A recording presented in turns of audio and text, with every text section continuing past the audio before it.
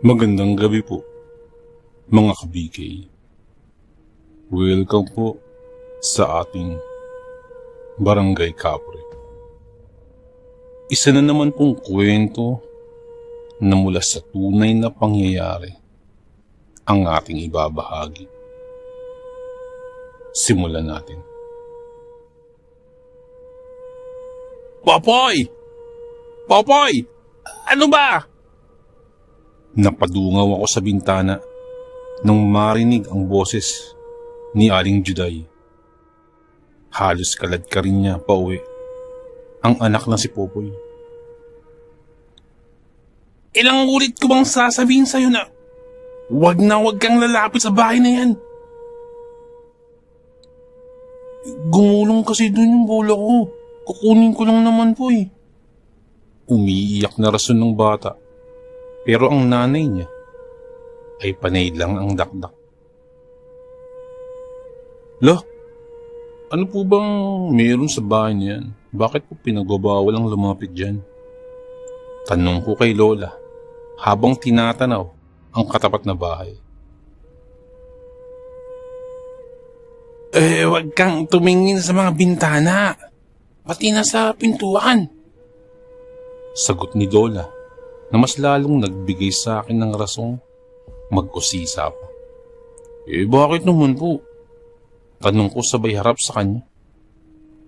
Tinapos niya muna ang paghiwa ng karne bago ako sinagot. Gusto mo ba talagang malaman? Opo. Halika. Maupo ka rito sa tabi ko. Sumunod naman ako kay Lola sa terrace at dun kami naupo. Sa direksyong paharap sa tinutukoy na bahay. Noong panahon pa ng mga Kastila, dun na itayo ang bahay na iyan. Ilang pamilya na rin ang nakatira diyan at lahat sila ay hindi maganda ang sinapit. Inayos ni Lola ang suot niyang salamin at sinulyapan ng bahay. Napatingin na rin ako. Ang totoo, kabarkada ng tatay ng lolo mo ang may-ari ng bahay na yan na si...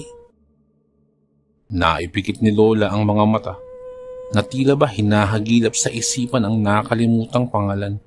Si... Matias! Matias Fernandez.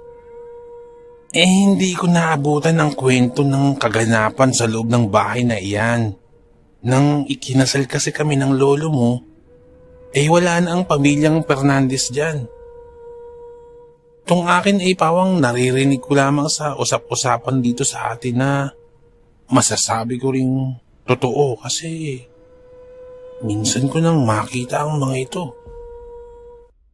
Ano po bang nakikita mo, La? Minsan ko nang namata ang may taong nakatingin sa bintana at bigla na lamang ding nagbubukas ang pinto. Sa sinabi ni Lola ay kinilabutan ako. Nagsalita muli si Lola. Kilala mo si Celia, hindi ba? Yung nagtitinda po ng balot. Umatay na po siya nung nakaraang buwan, hindi po ba? Tama. Ang ulat ng doktor, na-stroke daw sa biglaang pagtaas ng dugo. Pero hindi yan ang pinaniniwalaan ng pamilya niya. Bakit naman po? Hindi ba dapat na paniwalaan kasi doktor na po ang nagsasabi? Bago kasi mamatay si Celia, inapadaan siya sa bahay na yan. Naabutan siya ni paring Nestor na magbabalot din. Nakita niyang nakatayo at nakatingala si Celia sa bahay na yan. Ang sabi pa tila may tumatawag daw kay Celia dahil paunti-unting humahakbang ito papasok.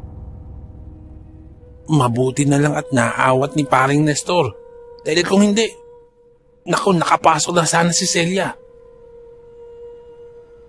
Ngunit panandalian siyang nawalan ng katinuan At nang mabalik sa ulirat, ayun na nga ang kanyang sinapit.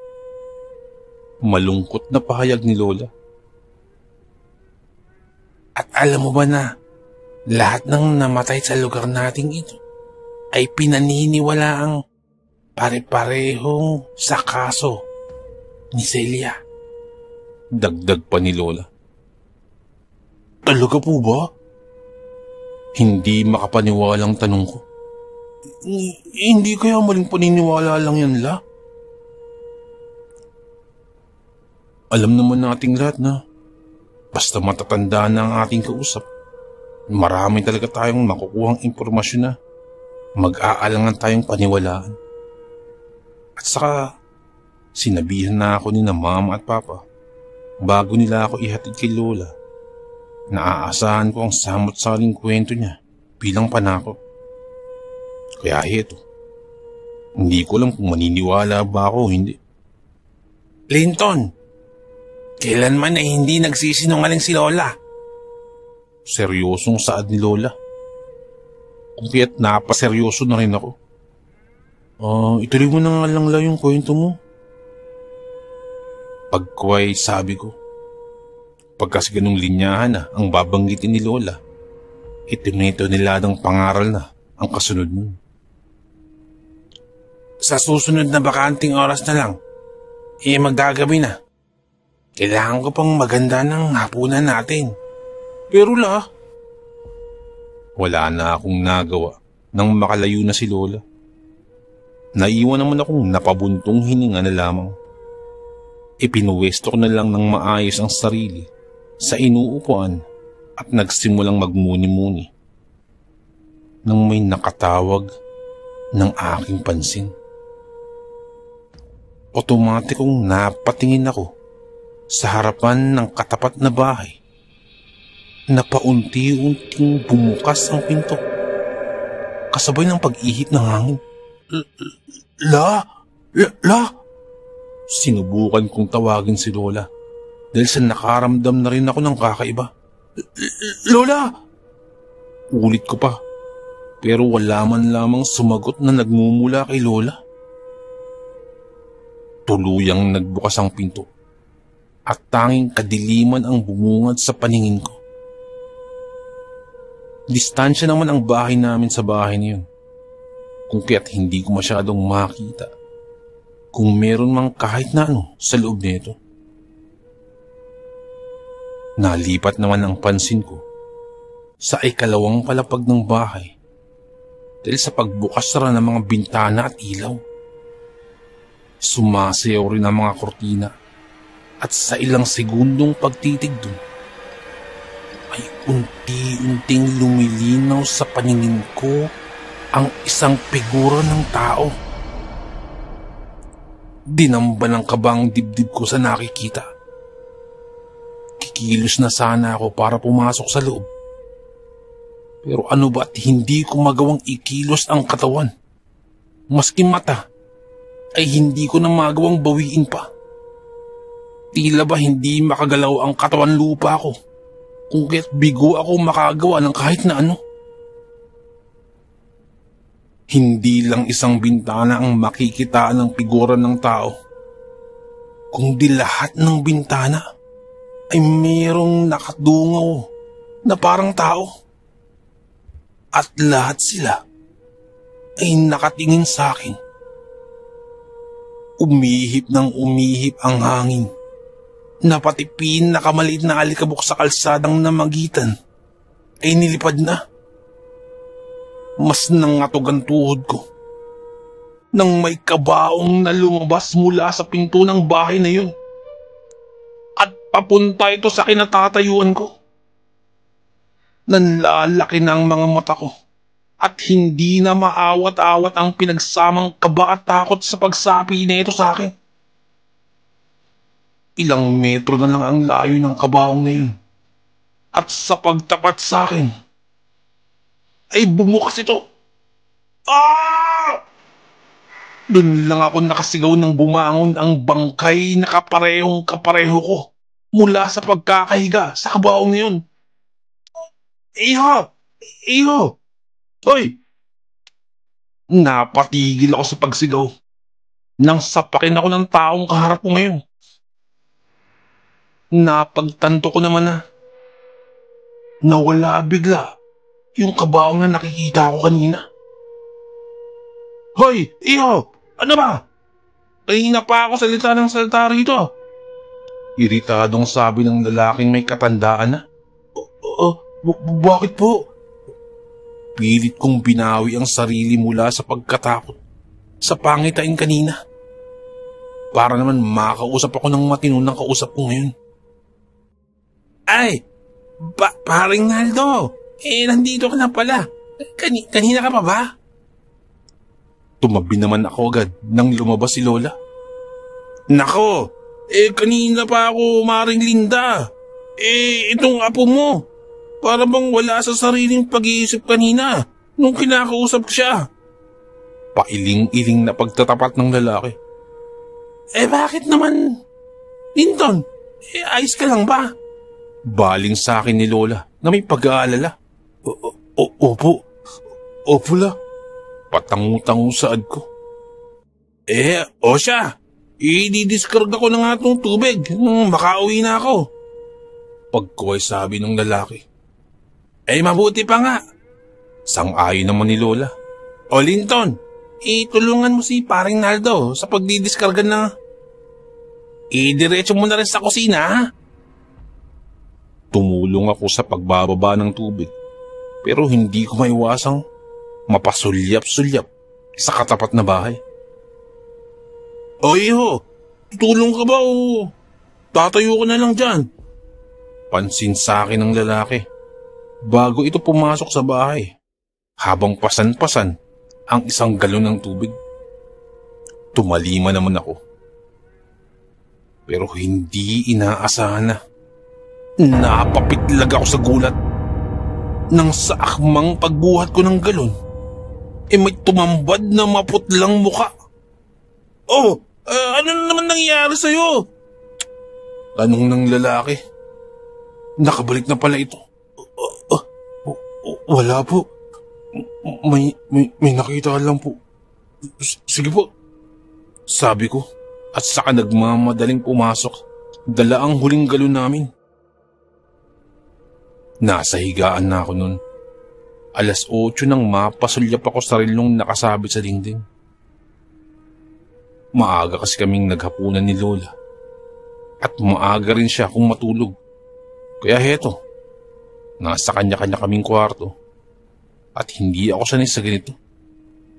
Sa bahay kasi namin, halos umaga na ako kung matulog. Panay ang kalikutan ko sa higaan. Hanggang sa napagpasyan kong bumangon na lang at magpunta ng sala. Manunod na lang ako. Dahil hindi naman ako makatulog.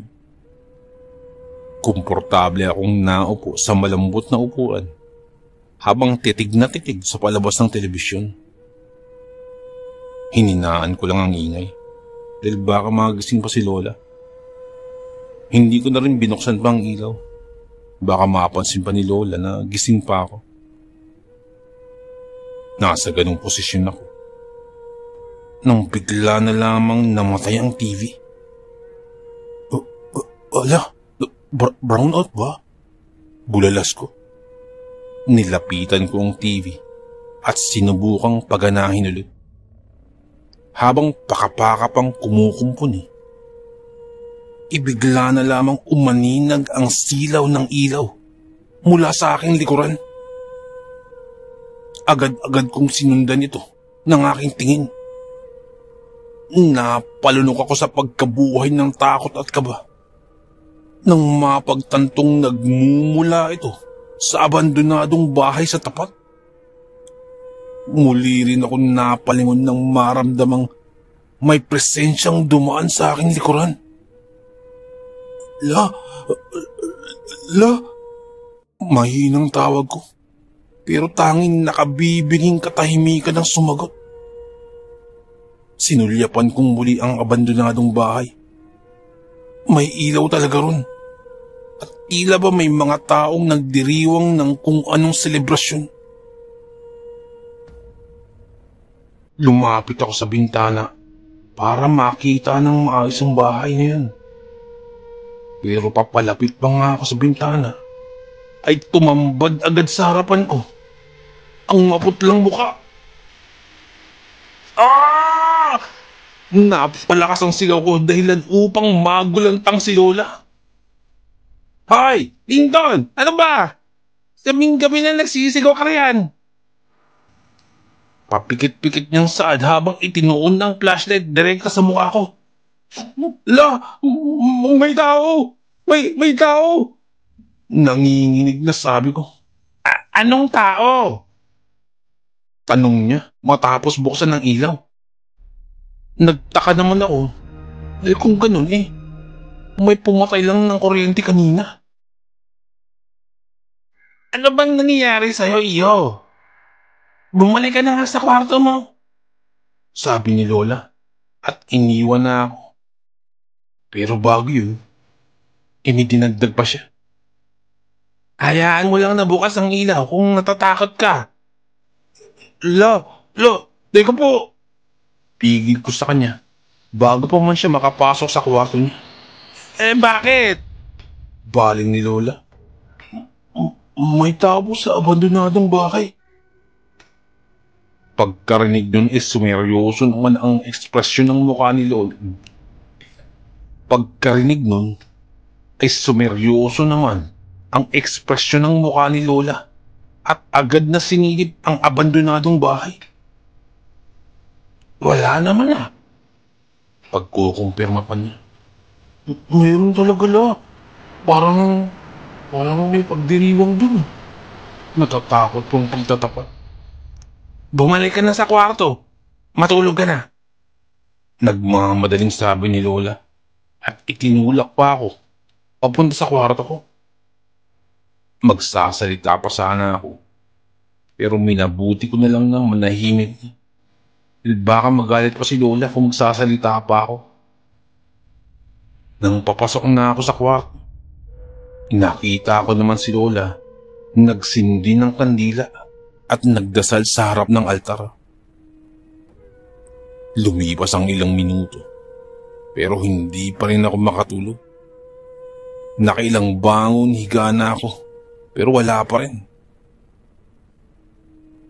Kung kaya't napasilip nilang muli ako sa bintana nang may marinig na usapan. 20 lang po bawat isa, sabi ng tindero nang maibaba ang dalang basket. Masarap ba yan? Tanong ng lalaking nakaputing damit. Aba, oo. Oo naman. Pinagagawan nga ako itong paninda ko Isa pa, madali lang din itong maubos. O sige, bigyan mo ako ng 2, saad ng lalaki. Sige po, sagot naman ng tindero. Naitago ko naman ang sarili nang tingnan ako ng lalaking bumili. Hindi ko alam, pero parang may mali sa nakikita ko. Kung kaya't sumilip akong muli. At nakikita kong nag-uusap ang dalawa habang kumakain ng balut yung lalaking nakaputi.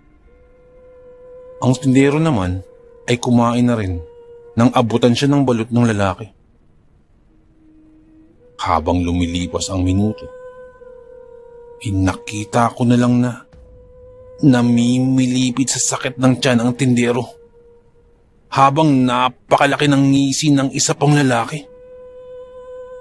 Ilang sandali pa ay humugot ng patalimang lalaki at walang pag-aalangang ibinaon ito sa lalamunan ng tindero. Nanlaki ang mga mata ko sa nakita. Habang pabagsak ang katawan ng tindero, ay pangiting-iting tumitig sa akin yung may sala. Kung kaya't ganun na lamang ang gulat ko sa sinapit ng tindero. Ngunit mas nawindang ako nang hilahin ng lalaki ang bangkay nito papasok sa abandonadong bahay. At dun ko lamang napagtanto na ang lalaki palang yun ay kaluluwa na lamang dahil sa biglaang pag-iba ng itsura nito na tila bangkay na buhay. La! Dali-dali akong lumabas ng kwarto para sabihin kay Lola ang nangyari. At nang madatnan ko ito sa altar kung saan siya nagdarasal, napatigil ako sa paghakbang nang makitang hawak-hawak si Lola ng isang babaeng duguan ng muka at may dalang patalim na nakabaon sa lalamunan at yan. "Huwag kang lumapit, Linton." Lumuluhang sambit ni Lola. La. Umangat ang kanang kamay ng babaeng duguan ng muka at itinuro ang bandang likuran ko. Dahan-dahang lumingon ako at mas nanlamig pa ako nang makita ang dalawa pang duguan ng katawan. Isang lalaki na yung nakita ko kanina at isang batang may hawak-hawak na laruan sa mga kamay. Pareho silang may saksak sa ligat yan. "Diyos ko po, tulungan mo kami," bulalas ni Lola. Ako naman sa kabilang banday, hindi na malaman ang gagawin. Nakatindig lamang ako na tila ba wala ng sapat na lakas para makakilos.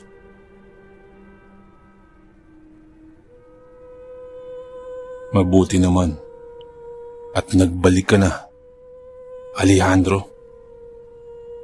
Naaalala mo ba kami?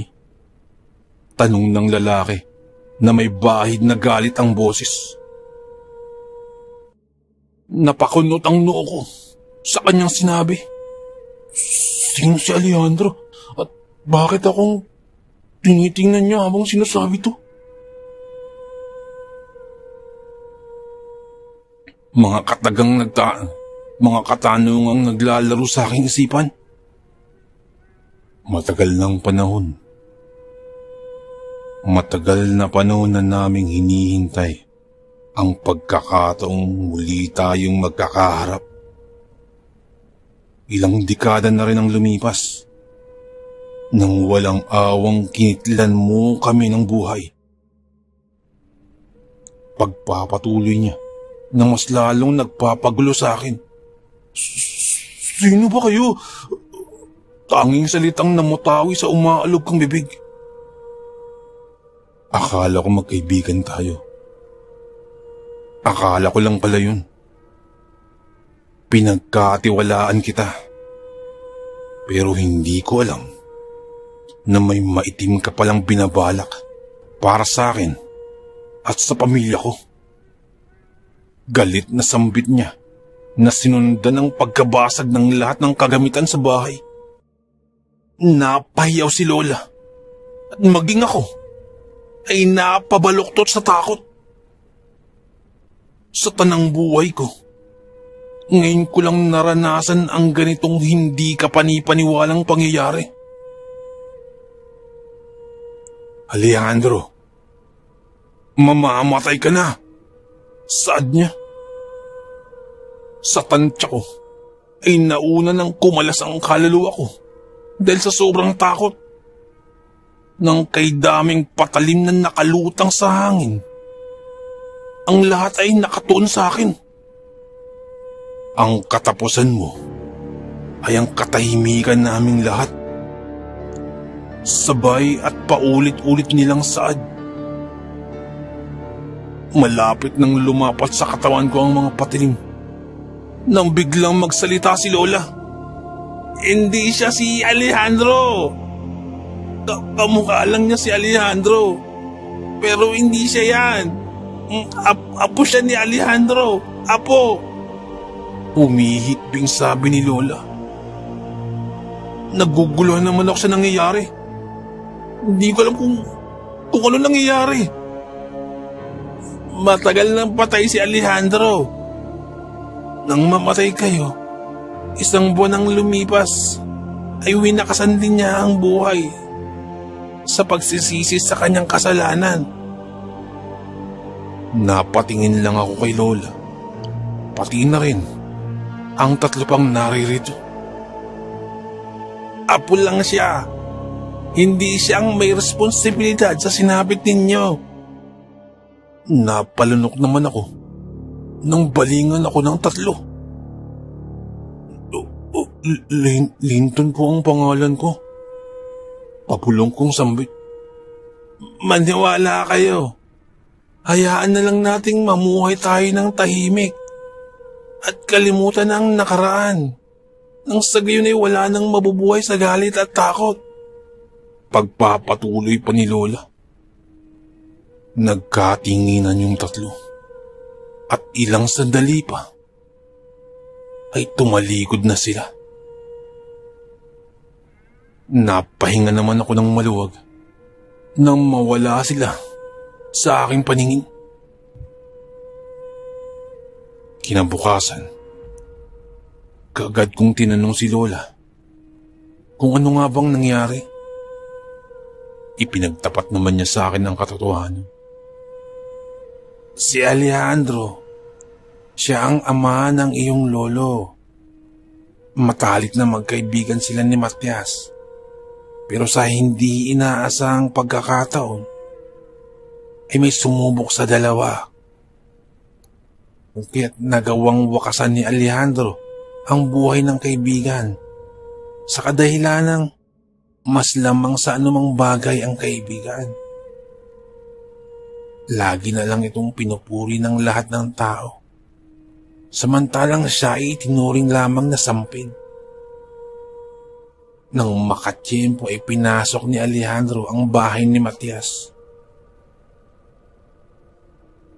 Mahimbing na natutulog nun ang huli at sinamantala iyon nung ama ng iyong lolo. Nakita ng asawa ni Matias ang nangyari, kung kaya't nadamay ito, pati na ang anak nila. Kung ganun, dahil lang po doon inagawa po niyang makapatay? Oo. Napahugot ng malalim ng hininga si Lola at ipinakita sa akin ang isang lumang litrato.